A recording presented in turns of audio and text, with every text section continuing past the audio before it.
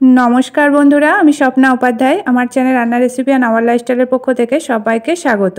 आज आमी आपनादेर संगे शेयर करब दारुण स्वादेर रेसिपि एग अमलेट कारी।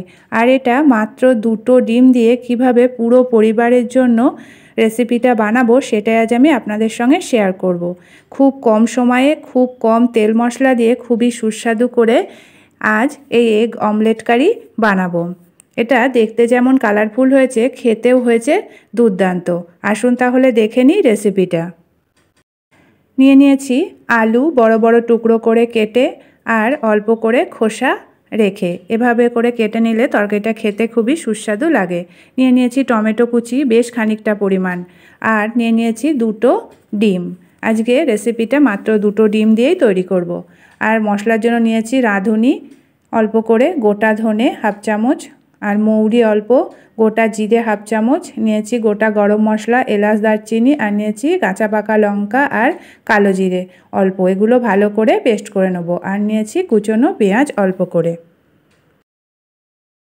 প্রথমে অমলেটটা বানানোর জন্য এখানে একটা বাটি নিয়ে নিয়েছি, আর বাটির মধ্যে দিয়ে দিলাম বেশ কিছুটা পরিমাণ কুচনো পেঁয়াজ, আর এটা একদম মিহি করে কুচোতে হবে। আর দিয়ে দিয়েছি কুচনো রসুন কিছুটা পরিমাণ, আর দিয়ে দেব কাঁচা পাকা লঙ্কা স্বাদ মতো, আর দিয়ে দিচ্ছি এখানে আদা কুচি অল্প করে। দিয়ে দেব এর মধ্যে অল্প করে হলুদ, আর দিয়ে দেব স্বাদ মতো লবণ। এবার দিয়ে দিচ্ছি এর মধ্যে একটা ডিম। প্রথমে একটা ডিম দিয়ে এই উপকরণের সঙ্গে ভালো করে মিশিয়ে নিতে হবে। ডিমটা দিয়ে দিয়েছি। এবার এটাকে ভালো করে একটা কাঁটা চামচের সাহায্যে ফেটিয়ে নিতে হবে। যতটা ভালো করে ফেটানো হবে ডিমের অমলেটটা কিন্তু ততটাই ভালো হবে। এভাবে করে একটু সময় ধরে 2-3 মিনিট ডিমটাকে ফেটিয়ে নিতে হবে। ডিমটা ফেটানো হয়ে গেছে। এবার আরও একটা ডিম এখানে ভেঙে দিয়ে দিয়েছি। এবার এটাকেও ভালো করে ফেটিয়ে নিয়েছি।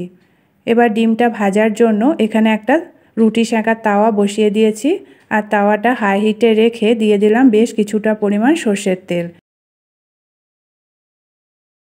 এবার তেলটাকে একটা খুন্তির সাহায্যে তাওয়ার চারিদিকে ভালো করে ছড়িয়ে দিয়ে হাই হিটে গরম করে নিতে হবে, যাতে করে অমলেটটা ভাজার সময় কোনোভাবে তাওয়ার গায়ে লেগে না যায়, অনায়াসেই উল্টানো যায়।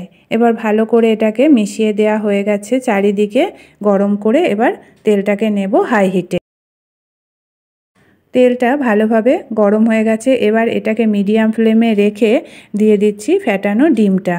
ডিমটা দিয়ে ভালো করে কাঁটা চামচের সাহায্যে চারিদিকে ছড়িয়ে দিতে হবে, যাতে করে ডিমটার চারিদিকেই সমস্ত উপকরণগুলো ভালোভাবে থাকে। তবেই কিন্তু অমলেটটা খেতে ভালো লাগবে। আর এক জায়গায় যদি উপকরণগুলো জমে যায় তাহলে ডিমের অমলেটটা ভালো হবে না, আর উল্টানোর সময় ভেঙেও যাবে। মিডিয়াম ফ্লেমে রেখে 2 থেকে 4 মিনিট এটাকে রান্না করতে হবে। 4 মিনিট পর ডিমটাকে এবার উল্টে দিতে হবে। আর এটা যেহেতু বড় অমলেট তাই সাবধানে উল্টাতে হবে। উল্টে দিয়েছে, এবার অপর পিঠও ভেজে নেব। 2 পিঠই ভালো করে ভেজে নেওয়া হয়ে গেছে। এবার এটাকে একটা প্লেটে নামিয়ে নেব। আর দেখতে পাচ্ছেন ডিমের অমলেটটা কত সুন্দর হয়েছে, আর ভিতর থেকে ভালোভাবে ভাজাও হয়েছে। এবার এটাকে নামিয়ে নিচ্ছি। এবার ডিমের অমলেটটাকে চারিদিক থেকে সমান করে কেটে নিতে হবে। তার জন্য চারিদিকে যে বাড়তি অংশগুলো আছে সেগুলো কেটে রেখে দিয়ে এটাকে বড় বড় টুকরো করে চৌকো আকারে কেটে নেব। এভাবে করে প্রথমে লম্বা লম্বা করে কেটে নিয়ে আর চারিদিকে যে বাড়তি অংশগুলো সেগুলো ভালো করে কেটে নিলে চৌকো চৌকো আকারে এবার এটাকে কেটে নিচ্ছি। তাতে করে দেখতেও সুন্দর লাগছে আর খেতেও ভালো লাগবে। সব ডিমটাকে ভালো করে এদিক ওদিক কেটে নিয়ে মধ্যেখান থেকে চৌকো চৌকো করে কেটে নিয়েছি। আর এখানে মোট 7 পিস ডিমের অমলেট হয়েছে। এভাবে যদি মাত্র দুটো ডিম দিয়েই এত বড় অমলেট থেকে 7 টুকরো করা যায় তাহলে কিন্তু সবাই মিলে এটা আনন্দ করে খাওয়াও যায়। আমরা যেমন বড় মাছকে টুকরো টুকরো করে কেটে তারপরে সেটাকে রান্না করে সবাই মিলে খাই, এটাও তেমনি বড় অমলেট বানিয়ে যদি টুকরো টুকরো করে কেটে তারপর এটাকে রান্না করে খাওয়া হয় সবাই মিলে তাহলে কিন্তু বেশ লাগে। এবার একটা কড়াই বসিয়ে দিয়েছি আর কড়াইয়ে দিয়ে দিচ্ছি বেশ কিছুটা পরিমাণ সর্ষের তেল। তেলটাকে প্রথমে হাই হিটে গরম করে নেব। তেলটা গরম হয়ে গেছে, এবার মিডিয়াম ফ্লেমে রেখে এর মধ্যে ফোড়নের জন্য দিয়ে দিলাম 2টো শুকনো লঙ্কা, 2 টুকরো তেজপাতা, এলাচ আর দারচিনি। এবার আর দিয়ে দিচ্ছি এর মধ্যে গোটা জিরে সামান্য। ফোড়নটাকে 2-1 সেকেন্ড ভেজে নিয়ে দিয়ে দিলাম সামান্য পরিমাণে চিনি আর দিয়ে দেব সামান্য পরিমাণে হলুদ। এবার এটাকে লো ফ্লেমে রেখে দিয়ে দিচ্ছি এর মধ্যে আলুগুলোকে আর দিয়ে দেব টমেটো। আলু, টমেটো আর ফোড়নের সঙ্গে লবণ হলুদ দিয়ে ভালো করে ভেজে কষিয়ে নিতে হবে, যাতে করে আলুগুলো ভালোভাবে ভাজাও হয়ে যায় আবার একটু সিদ্ধও হয়ে যায়। আলু টমেটো দিয়ে দিচ্ছি এখানে পরিমাণ মতো হলুদ, এখানে 1 চামচ হলুদ দিয়েছি আর দিয়ে দিচ্ছি এখানে স্বাদ মতো লবণ, 1 চামচ লবণ দিয়ে দিয়েছি। এবার লবণ হলুদ দিয়ে আলুগুলোকে টমেটোর সঙ্গে মিডিয়াম ফ্লেমে রেখে বেশ কিছুক্ষণ ধরে ভেজে নিতে হবে। আর একটা ঢাকা দিয়ে এটাকে ভাজলে আলুগুলো তাড়াতাড়ি সিদ্ধও হয়ে যাবে আর ভালোভাবে ভাজা কষানো হয়ে যাবে। বেশ কিছুক্ষণ রান্না করে নিয়েছি আর দেখতে পাচ্ছেন টমেটোগুলো ভালোভাবে সিদ্ধও হয়ে গেছে আর আলুর সাথে ভালোভাবে কষানোও হয়ে গেছে আর আলুগুলো অনেকটাই সিদ্ধও হয়ে গেছে। এবার এর মধ্যে দিয়ে দেব বেটে রাখা মশলা। এটা আমি শিলপাটায় বেটে নিয়েছি। দিয়ে দিচ্ছি বেটে রাখা মশলা আর সামান্য পরিমাণে মশলা বাটা জল দিয়ে এটাকে আবারও বেশ কিছুক্ষণ ধরে কষিয়ে নেব।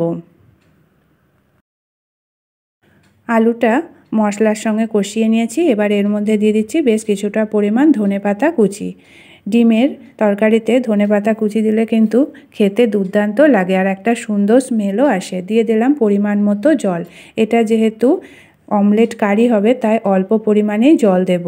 অল্প ঝোল থাকলেই এটা খেতে ভালো লাগবে। আলুটা সিদ্ধ হয়ে যাবে আর ঝোলটা মাখা মাখাও হয়ে যাবে। এবার এটাকে হাই হিটে ফুটতে দেব একটা ঢাকা দিয়ে।